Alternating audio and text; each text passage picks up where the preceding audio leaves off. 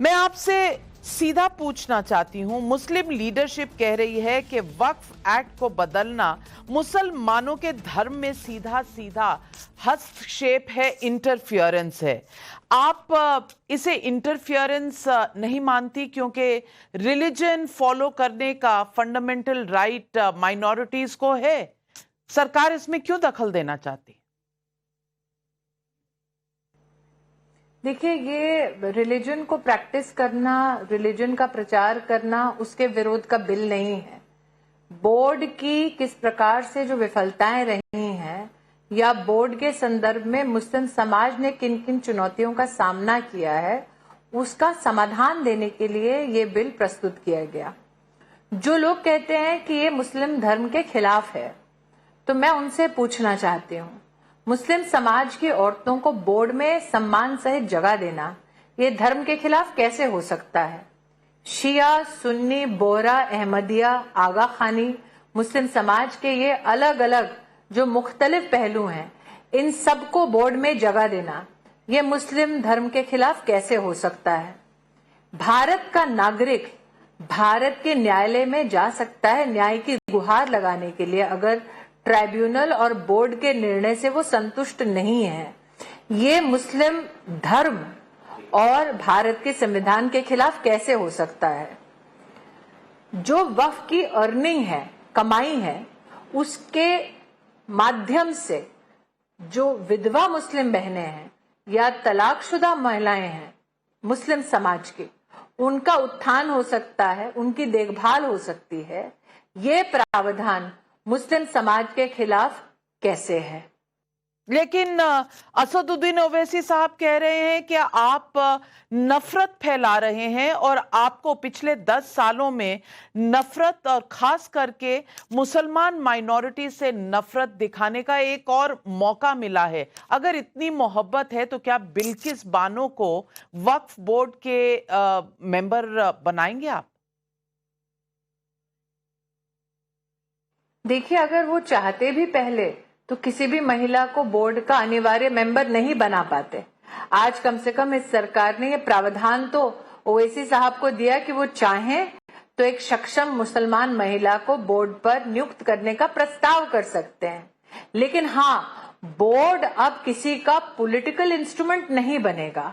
ये विषय निश्चित रूप से उन्हें कहीं ना कहीं हर्ट करता होगा या उन्हें आक्रोशित करता होगा, क्योंकि अगर सरकार की मंशा होती कि बोर्ड को यूसर्प करे या बोर्ड के अधिकारों का हनन करे या बोर्ड के अधिकारों का या मुस्लिम समाज की जायदाद को हड़प करे, तो क्या ये सरकार पृष्ठ 7 अगर आप नाविका जी इस बिल का देखें तो उसमें लिखा हुआ है कि बोर्ड पर भारत सरकार का कोई भी मंत्री मेंबर नहीं हो सकता।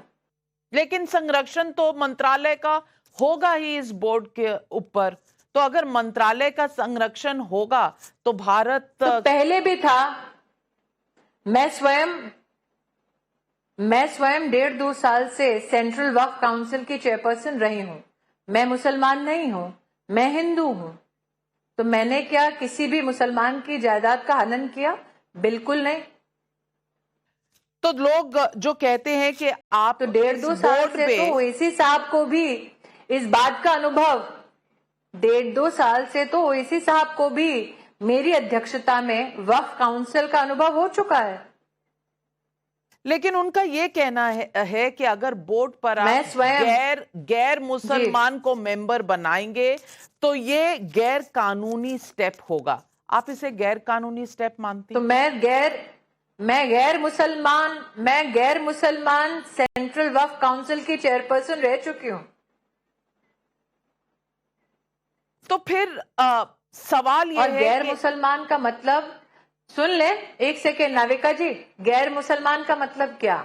मैं जानती हूँ विपक्ष के कई मेंबरान को हिंदू समाज से कहीं ना कहीं एक उनका विरोध करते हैं या आक्रोशित रहते हैं, लेकिन गैर मुसलमान तो ईसाई भी हैं, सिख भी हैं, पारसी भी हैं, जैन भी हैं, बौद्ध भी हैं, बहाई भी हैं, जू भी हैं। तो क्या ओवैसी साहब को सिखों से भी दिक्कत है, क्रिश्चियन से भी दिक्कत है, जैन से भी दिक्कत है, बौद्ध से भी दिक्कत है? और जब अखिलेश यादव जी और ये नॉन सवाल कौन पूछते हैं नहीं, अखिलेश यादव जी जब और ये नॉन सवाल मुस्लिम पूछते हैं नाविका कि आप जी, ये नॉन मुस्लिम नौकरशाही पर- प्रस्तावित मेंबर्स कौन है? ओके, नाविका जी एक सेकेंड, ये जो नॉन मुस्लिम प्रस्तावित मेंबर्स हैं वो कौन है? जो जज रह चुके हैं हाई कोर्ट में और सुप्रीम कोर्ट में। तो क्या अब ओवैसी साहब और विपक्ष के नेता ये कहते हैं कि हमारी जुडिशरी में एक व्यक्ति, एक जज के धर्म के आधार पर उसकी नियत पे आपको भरोसा होना चाहिए या नियत पे शक होना चाहिए? ये नॉन मुस्लिम जो प्रस्तावित हैं, ये मेंबर्स ऑफ पार्लियामेंट भी हो सकते हैं। आज विपक्ष की ओर से जितने मेंबर्स ऑफ पार्लियामेंट बोले, क्या सब मुसलमान थे? तो अगर विपक्ष बिना ये देखे कि हिंदू बोल रहा है कि मुसलमान बोल सकता है, तो आप कहते हैं कि नॉन मुस्लिम बोर्ड पे सेवा नहीं दे सकता। और आप ये समझते हैं कि जो प्रावधान सरकार ने प्रस्तुत किया उसके अंतर्गत बोर्ड का कोई भी मेंबर, मुस्लिम या नॉन मुस्लिम, किसी भी मुसलमान के हक का हनन कर सकता है। और सरकारें प्रदेश की हो या देश की हो, चुपचाप तमाशा देखेंगे। बोर्ड बनाने का अधिकार प्रदेश की सरकारों को दिया गया है। क्या ओवैसी साहब या मुस्लिम समाज के जितने भी आज लोग बात कर रहे थे विपक्ष की ओर से, वो प्रदेश की सरकारों की मंशा पर सवाल उठा रहे हैं? लेकिन स्मृति जी, अखिलेश यादव का यह भी कहना है कि कहीं आप बागडोर वक्फ बोर्ड की नौकरशाही में तो नहीं देना चाहते, क्योंकि उन्होंने अयोध्या का एग्जाम्पल भी लिया और कहा मैं इतिहास में नहीं जाना चाहता। तो कहीं आप डिस्ट्रिक्ट कलेक्टर वो इतिहास में इसलिए नहीं जाना चाहते नाविका जी, एक सेकेंड, वो इतिहास में इतने नहीं जाना चाहते क्योंकि अगर उनके इतिहास का एक पन्ना खोला जाए तो वो उत्तर प्रदेश में मुख्यमंत्री के नाते किस आधिकारिक स्ट्रक्चर पे निर्भर करते थे रेवेन्यू डिसीजंस के लिए? क्या अखिलेश जी का ये मानना है कि उत्तर प्रदेश के हर डीएम के अधिकारों का हनन होना चाहिए? क्या अखिलेश जी का यह मानना है कि डीएम के और रेवेन्यू ऑफिसर के अलावा कोई भी व्यक्ति सर्टिफाई कर सकता है किसकी कौन सी जमीन है और जायदाद है? तो जो लोग खुद एक एडमिनिस्ट्रेटिव एक्सपीरियंस रख चुके हैं, कम से कम उनको ये बचकानी बातें नहीं करनी चाहिए। लेकिन स्मृति जी, जो इस वक्त दो मुद्दों पर कहा जा रहा है, एक तो वक्फ एक्ट के जो संशोधन की बात हो रही है, उस पर आज समाजवादी पार्टी के एमपी मोहिबुल्ला साहब ने कहा है कि ये फिर से मुसलमानों के साथ छेड़खानी हुई और पिछले 10 सालों से जो उनके साथ हो रहा है, लोग सड़कों पर आ जाएंगे। मैं वही पूछूं कैसे? मैं आपसे वही पूछूं कैसे? क्या छेड़खानी हुई है? सड़क पे क्यों उतरेगा कोई? आप मुझे बताइए नाविका जी। अगर हम कहते हैं एक मुसलमान देश की कोर्ट में जा सकता है, उसको यह हक है कि वो हाई कोर्ट या सुप्रीम कोर्ट से न्याय पा सकता है,